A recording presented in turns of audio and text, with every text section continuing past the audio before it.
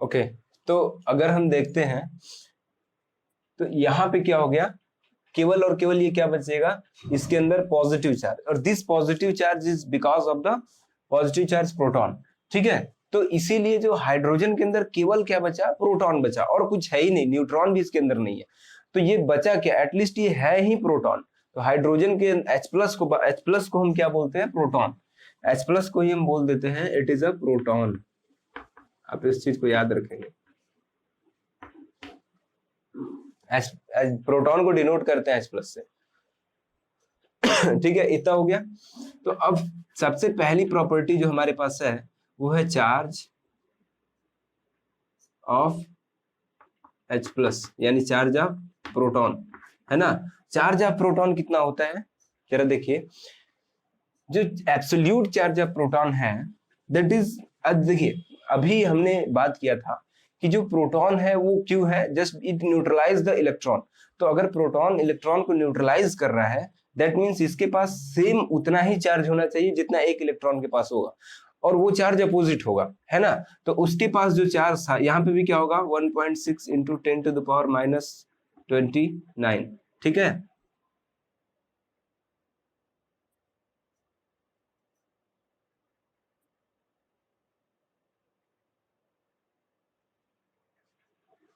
ठीक है, तो 1.6 इंटू 10 टू द पावर -19 कोलॉम। ये जो चार्ज है इन पॉजिटिव, है ना, ये चार्ज किसका है, ये चार्ज है हमारे प्रोटॉन का। अब ये एब्सोल्यूट चार्ज है, it is what, absolute charge, और यही एब्सोल्यूट चार्ज है इलेक्ट्रॉन का भी। ठीक है, तो जो रिलेटिव चार्ज होगा वो क्या होगा सर,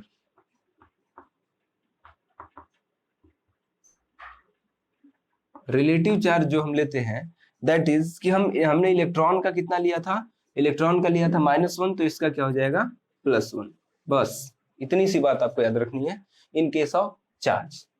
ठीक है, चार्ज की बात करेंगे तो बस इतनी चीज याद रखनी है। और अगर हम मास की बात करते हैं, if you talking about mass, है ना, तो मास के रिस्पेक्ट में बहुत बड़ी चीज हमको याद नहीं रखनी है, बस इतनी सी बात याद रखनी। हम लोग यहाँ पे बात कर लेते हैं second property, that is mass, है ना, मास of proton. Mass of proton की जब हम बात करते हैं तो बहुत बड़ी बात नहीं है, हमको दिख रहा है कि एक हाइड्रोजन, क्योंकि अगर हम एक हाइड्रोजन ले रहे हैं, जस्ट यू थिंक, अगर हमने एक हाइड्रोजन लिया H प्लस, इसके अंदर इलेक्ट्रॉन, एक इलेक्ट्रॉन है, ठीक है, तो इस एक इलेक्ट्रॉन का तो कोई मास ही नहीं है। हमने बोला था the mass of the electron is negligible, उसको हम नेग्लेजिबल अज्यूम कर ले रहे हैं, तो इसका कोई मास नहीं है। तो हाइड्रोजन एटम का जो मास होगा वही मास होगा किसका, प्रोटॉन का। तो मास ऑफ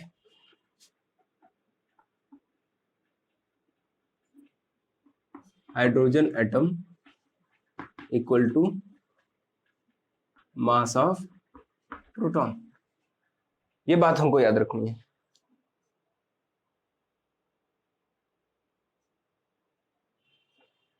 क्लियर है, तो देखिए मास ऑफ अगर हम बात करें तो इट इज एग्जैक्टली, अगर बोले 1.6 इंटू 10 टू द पावर -24, ठीक है,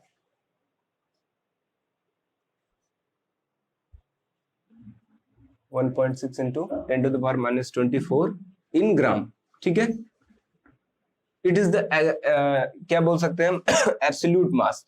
और अगर रिलेटिव मास की बात करें तो इसका रिलेटिव मास क्या होगा, रिलेटिव मास 1 यूनिट होगा।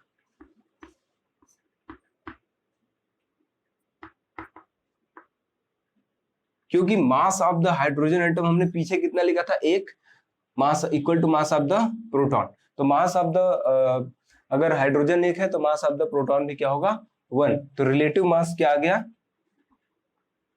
1 यूनिट। यही हमको मेन याद रखना है, ठीक है, रिलेटिव मास एक आएगा, ठीक है, रिलेटिव चार्ज क्या आएगा, दैट इज +1, और जो एक्चुअल चार्ज हमको इस कंडीशन में याद रखना है, absolute charge that is 1.6 into 10 - 19 Coulomb, that is the exactly charge of the electron. ठीक है, क्लियर है।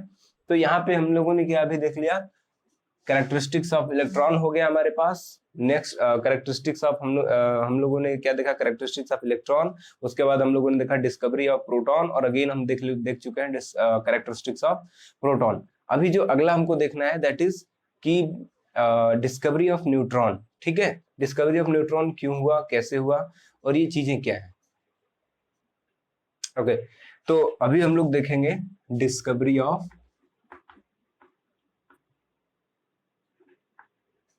न्यूट्रॉन। ठीक है, डिस्कवरी ऑफ न्यूट्रॉन। देखिए डिस्कवरी ऑफ न्यूट्रॉन क्यों हो पाया, जरा समझिए।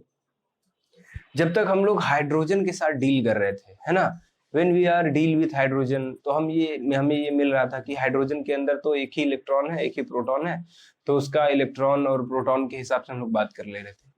लेकिन जब हम लोगों ने कार्बन को यूज किया, ठीक है, if we are talking about carbon, तो कार्बन की जब हम बात करते हैं, जरा सा समझिए,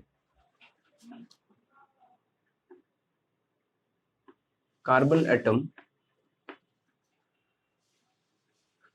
एटम का जो मास है, या जो हम कह सकते हैं एटॉमिक, सबसे पहले हम एटॉमिक नंबर की बात करते हैं, या ठीक है, कार्बन एटम,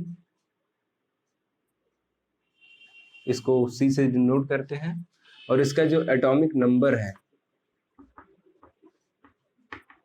दैट इज 6, है ना, और जो मास नंबर है दैट इज 12। तो कार्बन का मास क्या है, 12 यूनिट।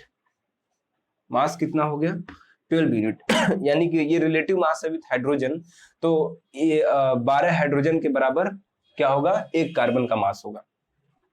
ये हमको रिलेशन से पता चल रहा है। अभी देखिए एटॉमिक नंबर जो है वो 6 है, मींस कि number of electron and number of proton जो है वो क्या है, 6। क्योंकि आप हमेशा याद रखो atomic number equal to number of electron या नंबर ऑफ प्रोटॉन होता है। ठीक है, atomic number is equal to number of proton.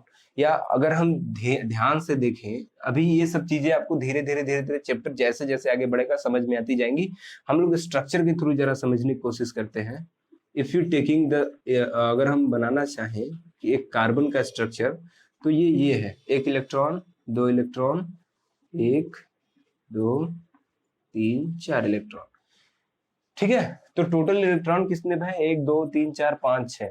तो अगर इसके पास नंबर ऑफ इलेक्ट्रॉन 6 है, देखो नंबर ऑफ इलेक्ट्रॉन कितने हैं, 6, तो इसको काउंटर करने के लिए नंबर ऑफ प्रोटॉन कितने होंगे, H प्लस कितना होगा, 6।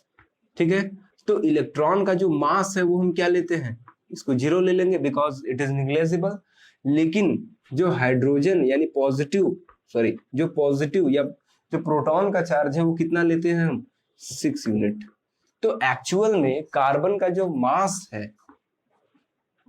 कितना होना चाहिए था, 6 यूनिट, लेकिन है कितना, 40 यूनिट। ऐसा क्यों, मतलब कि कुछ और भी है जो कि इसके अंदर, इस एटम के अंदर होता है, वो क्या है, दैट इज न्यूट्रॉन। ठीक है, तो यहां से क्या निकला, नेगेटिव न्यूट्रल चार्ज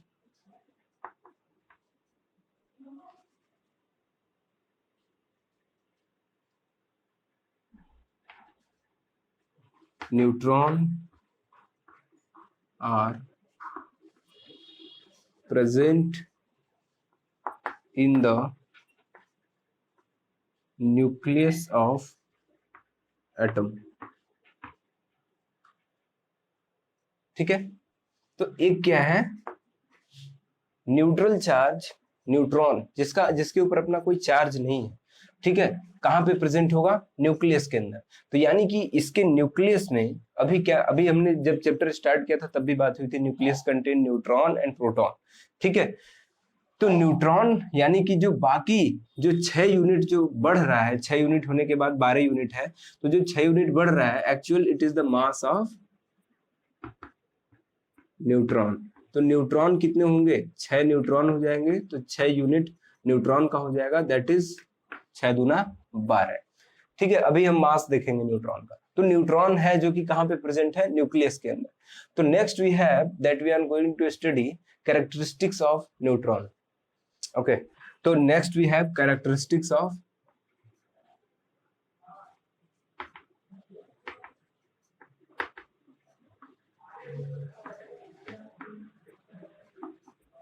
न्यूट्रॉन। ठीक है, तो अगेन वही बात होगी, मास ऑफ न्यूट्रॉन। ठीक है, और दूसरी बात होगी charge of neutron, mass of neutron and charge of neutron. तो मास ऑफ न्यूट्रॉन की अगर हम बात करेंगे तो जरा देखो, जो इसका एब्सोल्यूट मास है ना, दैट इज 1.6, वही जो प्रोटॉन का मास था, इंटू 10⁻⁻24, ठीक है, ग्राम। और जो रिलेटिव मास लेंगे हम, दैट इज 1 यूनिट। ठीक है, याद रखना, it is absolute, it is relative mass. ठीक है, 1 यूनिट रिलेटिव मास ले रहा है, तो एक न्यूट्रॉन का मास 1 यूनिट। जैसे अभी कार्बन वाले में मैंने पहले बता दिया था, अब आपको बात समझ में आ गई कि वहां पे वो कैसे हो गया। ठीक है, आप एक बार वहां पे देख लेना। चार्ज ऑफ द न्यूट्रॉन हम बात करेंगे, that is again it is neutral in charge, हमको याद रखना है, अभी हमने बोला भी था। तो न्यूट्रॉन्स आर न्यूट्रल, इसीलिए इसका नाम भी न्यूट्रॉन रखा गया, it is neutral in charge. तो इसके ऊपर हम चार्ज की बात करेंगे नहीं, क्योंकि ये क्या है, न्यूट्रल है। ठीक है, तो अभी हम फटाक से एक चार्ट बना लेते हैं और एब्सोल्यूट और इन सारी चीजों को डिस्कस कर लेते हैं फटाफट से 1 मिनट के अंदर, और देखते हैं फिर क्या है। आप लोग इतना देख लीजिए। चलिए, तो देखिए हम देखेंगे फटाफट से, इधर हमारा क्या है प्रोटॉन, इधर न्यूट्रॉन, इधर इलेक्ट्रॉन। तो प्रोटॉन का रिलेटिव मास क्या है, प्रोटॉन का रिलेटिव मास हम ले रहे हैं, दैट इज 1 यूनिट। ठीक है, प्रोटॉन का relative mass 1 unit. Relative charge क्या ले रहे हैं, रिलेटिव चार्ज ले रहे हैं हम +1, है ना। लोकेशन कहां पे है, न्यूक्लियस।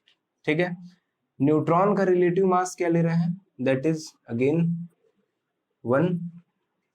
इसका क्या ले रहे हैं, नील, न्यूट्रल, है ना, तो यहाँ पे नील दे देंगे, कोई चार्ज नहीं है। लोकेशन कहां पे है, न्यूक्लियस।